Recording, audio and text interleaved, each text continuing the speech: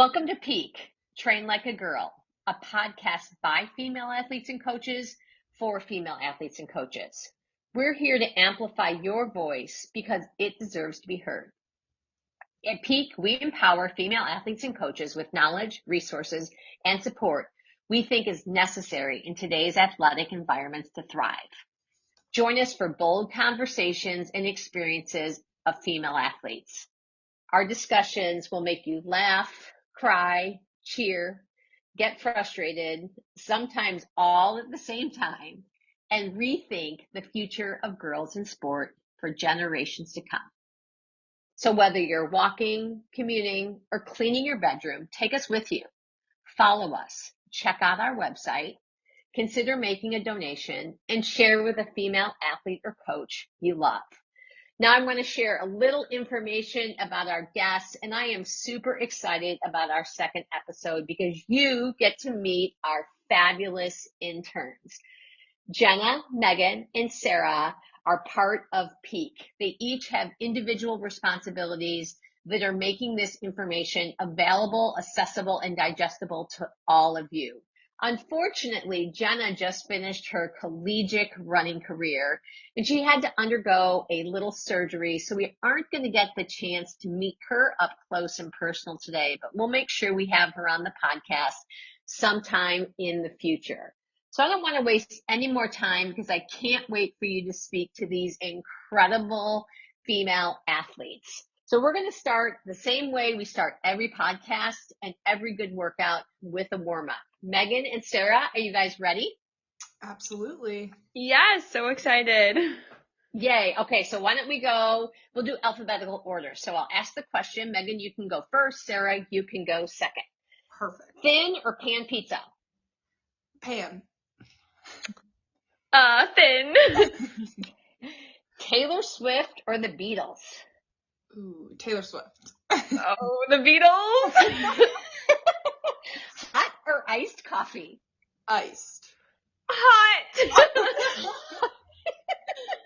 Road trip or plane? Road trip. Road trip, easy. Oh, ding, ding, ding, ding, ding. Oh my gosh. That is a riot. I have to tell you something super quick. I started doing that with my athletes during COVID, which I coach high school girls cross country, if people don't know that.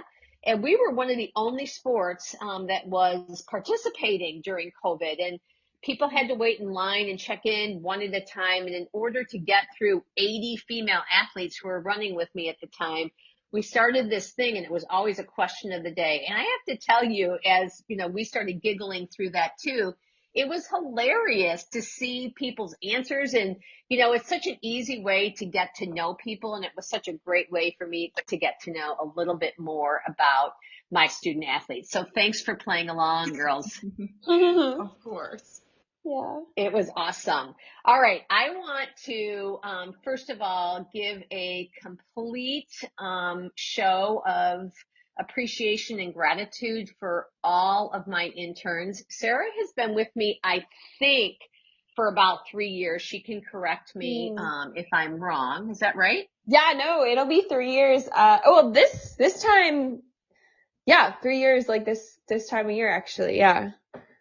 Oh my gosh, which I sometimes can't believe. It has been so fast. And Megan and Jenna started with me a couple months ago. Each of them have their own responsibilities. Sarah has been instrumental in helping with the website. And man, she has taken me through so many iterations of the website. And she's so patient with me. So I'm so appreciative of that. She's the one that puts together our incredible newsletter. So super happy about that. If you are not on our newsletter distribution list, make sure you get your email to us and we will make sure we get you on that. We keep you up to date on what's going on with PEAC and with Swell, which is She's Well. Sarah also puts together our presentations. Right now we have 3 presentations that are out there. One is digital wellness, and there's an iteration of that, which is specifically digital wellness for female athletes. We really think that's a great resource for girls' athletic teams in both middle school and high school. So make sure you take advantage of taking a peek at that or have us out to do the presentation. She's also put together our female athlete in nutrition workshop, which is super easy to do with your high school teams. I am not a registered dietitian or a nutritionist. I am a certified personal trainer and certified wellness coach, but the information we give is super easy and, again, super digestible, and has been really useful for teams. Her most recent project was putting together PEAC, which is the performance education for athletes and coaches. We are so excited about this presentation. We can't wait to beta test it. So she's been amazing. Megan is responsible for this podcast, which is so incredible. I can't believe that we are up and running with our second episode, but she is the manpower behind that. And Jenna is taking over our social media. So make sure if you're not following us on Instagram, you do that, because she's done an incredible job with that. So I hope you guys feel my gratitude and how much I appreciate your voice, your talents, your spirits, your energy. And kind of circling around that, why don't we start with you, Sarah? Tell us why your involvement with PEAC. Tell us why. Yeah, so thank you so much for that beautiful introduction and just voice of appreciation. I got really into PEAC and everything that Anne-Marie is kind of standing for after being a high school athlete and being a competitive runner, and kind of just grappling with some disordered eating behaviors and kind of personal struggles with body image, and kind of navigating what it means to be a competitive athlete, and also trying to balance just like what it means to be a young woman. I think our society has a tricky way of defining what that looks like and how it can look different in every body. And so to kind of stepping away from competitive athletics after graduating high school, but still really being an athlete and enjoying movement, I got to a point where I was kind of like really dealing with some chronic injuries. And so my passion for being a part of the PEAC team is really rooted in wanting to share this very important information on the female system, and especially for high school female athletes. There's such a specific window of time for physical development, emotional development, but like hormonal development as well, that me personally, I had no idea, kind of the repercussions. And so kind of like the silver lining of this, happening to me, and this being part of my experience, is so that I can really help to provide this information, education for athletes at this time in their life. Because the education that's out there now is pretty minimal, and it's certainly not coming from other females. Yeah. So just kind of giving back in that way, and I'm really passionate about like women's rights in general. I really am grounded in the work of PEAC and helping to share this information because it's a very personal story to me, and also I just really don't want this to happen to other young female athletes. Because I'm finally at a place now where movement is like such a joyous experience for me, and it looks different every day. That's kind of why I'm in the PEAC movement. I love it. What about you, Megan? Fill us in. Yeah, absolutely. Similarly, I think that just based off my experiences with sports and still, one more year of collegiate athletics, there are so many things that at a younger age, I wish that I knew. Like all this information that you guys have both created and started to share drew me in right away, because I'm so passionate about it, because I really do understand just the physical and emotional challenges that specifically female athletes face. So I've now had the opportunity to learn so much just in the last 2 months from you, Anne-Marie and Sarah, that I can apply that to my last year of athletics. But I mean, I wish that I knew all this information as a high school athlete, because I could have had 4 wonderful years like that. So definitely just understanding and trying to provide support and guidance to those younger females. Boy, that really that hit home on a lot of levels from both of you. And just kind of circling through a couple things that you both said was, if I had had more information, would things have looked different? And, I think a lot of us think that, yes, things would look different. I mean, we can't say that for sure, right? Like, no one can predict the future. But here's what I'm wondering. And this was my passion has been around girls and women in sport, because I really see the value of sport for girls. It it creates opportunity for them to release energy and emotions. It helps them feel how powerful their bodies are, way beyond what their physical appearance is, right? Like, I was a heavier set, younger, little girl. And I knew that, like, from a really early age. I knew that I didn't look like my peers, but when I was out moving, I never felt like my body wasn't capable of amazing things. Like, sport can do that. Sport is, to me, the great equalizer. That you don't have to be a Division I or collegiate athlete like each of you, but it is an equalizer. Our bodies, are made to move, and to help girls feel that and have access to that, which is what all of this stuff, the Title IX and all the struggles that these generations of women, including myself, have gone through to make this available to young girls. That's what's hard for me, is that we're taking something that had so much value and we're potentially causing, I'm not saying, that if you're not doing it right, you're causing harm. That's not what I'm saying. So I don't want people to mishear this.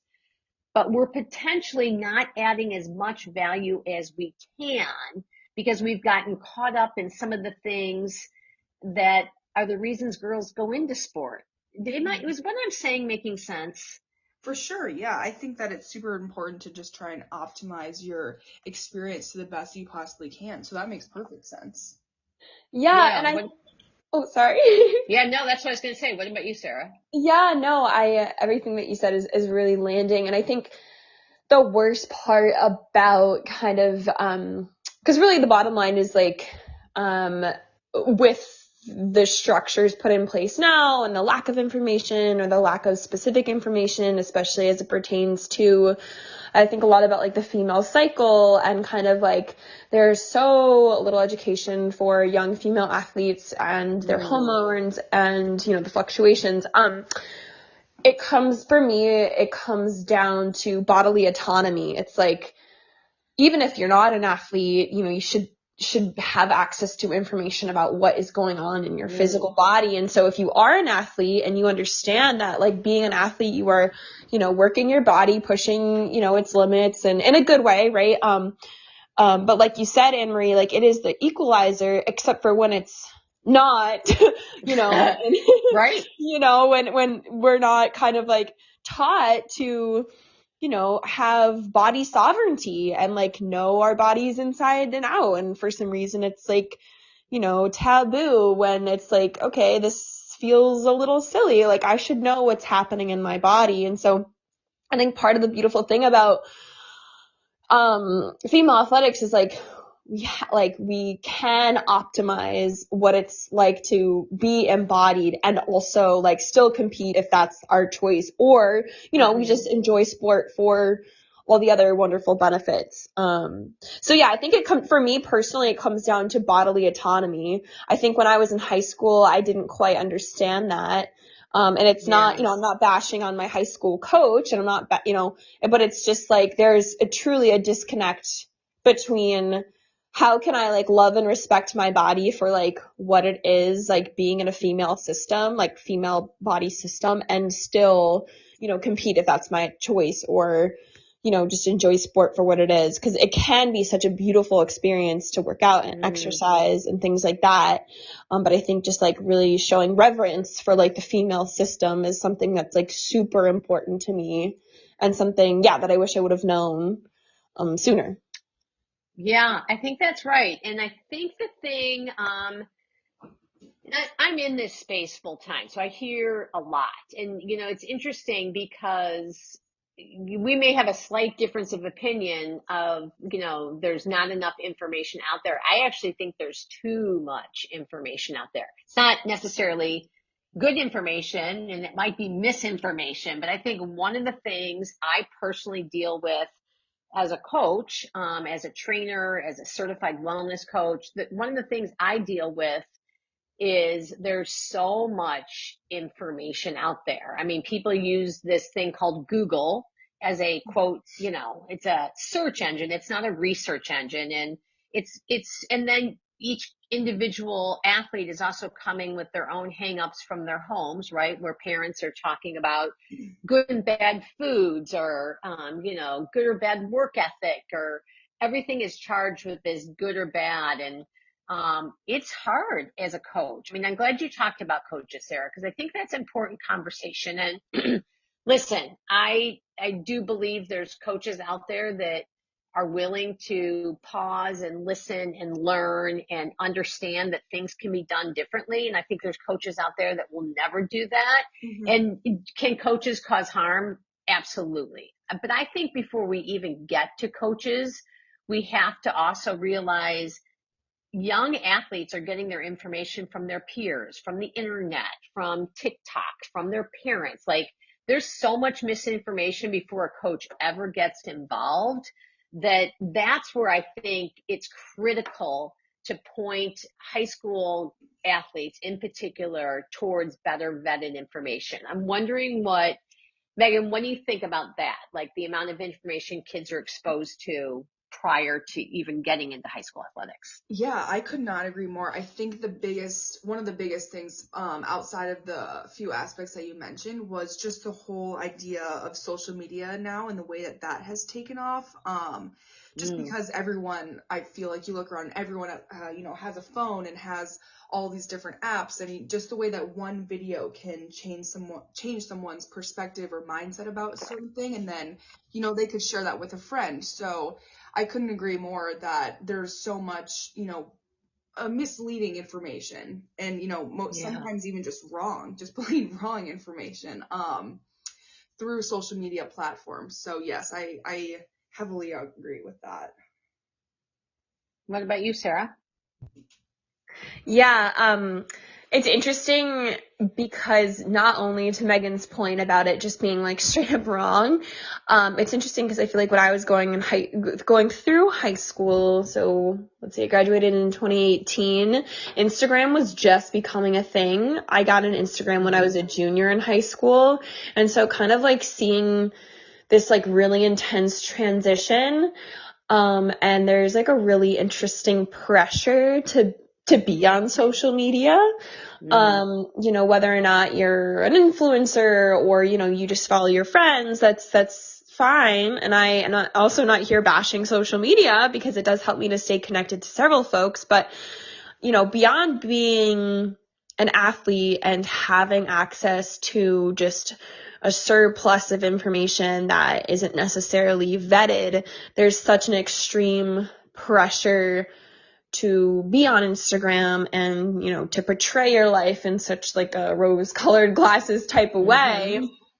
So it's an interesting concept, really, because, it's the way that it's set up. It makes it very easy to have all this information at your fingertips. Yeah. And you can totally be misled. And yeah, and Marie, to your point about the coaches too, it's so interesting because I don't think, the bottom line is like it's a structural problem, like a top-down, like societal structural issue, and kind of, pointing fingers at one person isn't actually the solution. Right. It's more of like a larger problem. And so that's totally. But social media is I agree. Yeah, and we're not here to point fingers. We're here to have, conversations, and we're here to listen. And we're also here, I think, to share some resources. So I think that that's important to hover around a little bit. So let's finish kind of before we have our cool down. We can't forget about our cool down. But before we do that, what do you guys think? Like, what do you see? Like, what's your vision for PEAC? If you could paint a picture, Sarah, of starting today, what you thought PEAC could do, accomplish, be for a high school athlete, a high school coach, a collegiate athlete and coach, what's the picture you paint? Yeah, that's a great question. I see it as, this group of really empowered women athletes providing vetted, straightforward, digestible information to current high school female athletes, coaches, guardians, parents, etc., in such a way, like I said, that is digestible. Simply because I think the ripple out impact will be huge. Speaking from personal experience, thinking about all the things I wish somebody would have told me when I was in, these running shoes of mine several years ago, metaphorically. But so I see PEAC as really providing information that is vetted, straightforward, and obviously it's going to be emotional, but it's also cool that it can just be, these are the facts, these are the numbers, these are kind of what's happening. And hopefully down the line, with these lecture series and, booklets perhaps, like there can be a tangible takeaway point for young female athletes to be like, okay, this is what I can do if I'm feeling like this. I'm not alone. Like, I can ask for help and it's not taboo. And so that's kind of my hope and goal, and I hope it grows, and I hope it becomes this like really safe space for young female athletes to feel like, they don't actually have to like, just keep running themselves into the ground and be kind of like ashamed of their bodies. So that's my hope and my goal for this work. Yeah. What about you, Megan? I really like what Sarah just said a lot. I think my hope and goal is that, a lot of the similar ideas that she just shared, but I'm just picturing myself in the situation that if I was, in one of my team meetings, or I know I have several friends who have played different sports and they were in different meetings and things like that, hearing this information would be such a good guide, and the facts and insight that, you could learn as a high school athlete, or even now just college teams, I think would be so beneficial. So I hope that, teams just start hearing about us and have access to it and start using all of the information that you guys have gathered and that we're so passionate about. Yeah, I agree. And I think one of the things that makes us a little different at PEAC, because there's some really incredible resources out there, and hopefully, since Sarah's so patient with me, the hope is to add those to the website in a way that's super simple for people to navigate and find. And I do want to, help people understand that there are resources out there. One of the things that I hope is that we can put a platform or a podcast together that is safe for young girls to listen to. I think that's the one thing that's kind of missing in the podcast arena is conversations that are really geared towards, 14 to 18-year-olds and 22-year-olds. And so I hope that is what this is, because I think one of the things I hear more and more and more is people only wish they would have known this information earlier, that they would have made different decisions about nutrition or fitness or movement or, relationships they were in, whatever that is. But also just the implications, as I know Sarah has mentioned, and I know Megan and I have talked about, long-term health implications that nobody at 14 is thinking about. But at least if you're having a conversation in a safe way, at least they're open to listening that. Right. Yeah. All right, you Yeah. guys ready for the cool down? Oh, go ahead, Sarah. No, sorry. I just wanted to sneak this last piece in Yeah. there. Yeah. Simply because I have a background in minimal background, but background in education and like educational psychology, one college course. No, but I think you're totally right with the point of this does need to be digestible for like 14 to 18 high school specific demographics. And I think Yeah. what ends up happening, unfortunately, is like, some folks are like, oh, like that's, too intense of a topic to be having at that age. And that's just not true. I think scaffolded conversations, just meaning like a conversation can still be just as important when you're considering the age, development, whatever of a child. But it still needs to happen because this information is important. And to your point, like it will just ripple out, to when you're, I don't know, in your young 20s and kind of just dealing with some stuff. And here's the thing, they're already hearing the information. Yeah, whether or not it's like accurate. Exactly. They're already like backed hearing it. by like research. Yeah, totally. Yeah, exactly. So instead of hearing it from their friend in the locker room or on TikTok, they can hear it from us. Yeah, for sure. That's hilarious. All right, we are gonna wind it down. We're gonna cool it down. This is actually just like the warm up. Might be my favorite part of the podcast. All right, Sarah, favorite soothing smell? Lavender. Why? Oh, I put lavender essential oil on my wrist every night before I go to sleep. It just reminds me of like being in a field and just, afternoon sunshine on my face. Yeah. Love it. What about you, Megan? Favorite calming smell or soothing smell? I kind of like that, like, linen smell. Is that what it's fresh called? linen. Yes. Yeah, It fresh reminds me linen. of just everything is clean and comfortable. And I love that. Yeah, I love that. All right. If talent were not an issue, which sport would you love to excel in? Megan? Ooh, talent were not an issue. I want to think of something really cool, but I always really just like the sport of basketball, and I could use a few more inches, so I'm just going to go with basketball. Love it. What about you, Sarah? Oh my gosh, I wish I was good at beach volleyball. Oh, that's a good one too. Yeah, I'm like not super hand-eye coordinated, so and then throw in like sand and yeah, so that would be cool. Ball stinging your arms. Yeah. Oh, I like both those too. I am like struggling between the 2-man bobsled and ice skating. Oh my god, those are so good. Bobsled, that's so fun. Wow.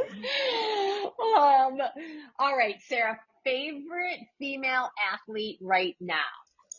Oh gosh. Well, this has been my favorite female athlete for a while she's just incredible. Des Linden, the American long distance runner. Love her too. I forget which year she made history, like winning the Boston Marathon, but she's amazing. Everything she stands for is incredible. She does a lot of women's advocacy in sports. She is super awesome. Just a really incredible athlete and woman. I really look up to her. Nice. And Megan, I know you actually are newsflash. Megan's going to be our guest on our next episode, so I'm going to save that question. I'm not going to have you answer that. But Megan, how about the best or worst advice your mother or father ever gave you? Ooh, this is a tough one. Well, I hope it's the worst. I know. I think it probably just from both of my parents. I'm just gonna combine them. Okay. I think that just no matter what I'm doing, athletics related, academics, friends, family, I think just staying true to my values and my morals, even, in challenging times, and just, living with true authenticity. And just sticking by my principles and stuff. So I would say that from both of them. Awesome. I love that. Sarah, best or worst advice a coach has ever given you? Oh gosh, what a funny question. I'm just thinking of this could go either way. I'm gonna go with best advice. Okay. Best advice a coach has ever given me. Okay. Wow. This is actually fun. So, very briefly, I transferred. I was running for a D3 school my freshman year of college, and then transferred, and just decided not to be a college athlete. Whatever. But I do remember sitting in my coach's office at spring track season. I hadn't run a single mile because I was dealing with a stress fracture back then, but I just remember finally transferring, filling out the paperwork to transfer, and then kind of wanting to get off the track team to focus on school, and I was already leaving, etc. But I remember sitting in my coach's office letting him know that I didn't want to be on the track team anymore, and that I was transferring schools to go to the University of South Florida. But long story short, my coach just very plainly was something along the lines of, you know yourself best, your body best, and ultimately you're gonna do what you're gonna do to make yourself happy. And, just to hear that from, it was a D3 school, but just to hear that from a competitive coach, running a competitive program, meant a lot to me because, I already felt awkward and, but yeah, it meant a lot to me because at the time was already dealing with a really chronic injury and not really liking the school anymore. So it meant a lot that, sport athlete or not, I, deserve to be happy wherever I am. Right. So yeah, it meant a lot. Oh, that's amazing. Well, I cannot tell you both, and we are obviously all thinking of Jenna too. So all three of you for being a part of this and this experiment. I'm super excited about it. So as we just get ready to sign off, I want everybody here to know that PEAC is more than just a podcast. It is a community. We're here to share education and personal stories to inspire, uplift, maybe make you cry, and obviously make you laugh, which we've done several times today. So if the episodes resonate with you, hit the follow button. Don't forget to share with your friends. Join us on Instagram at PEAC, Train Like a Girl. Jenna's doing an awesome job. Check out our website. Sarah's really keeping us up to date there. And if you're feeling extra generous, consider supporting us because here at PEAC, we are driven by passion, not sponsors. So don't forget to join us in our next episode as we dive deeper into the world of PEAC. Until then, keep training like a girl, and remember, your potential knows no bounds, and we will always be more than your performance.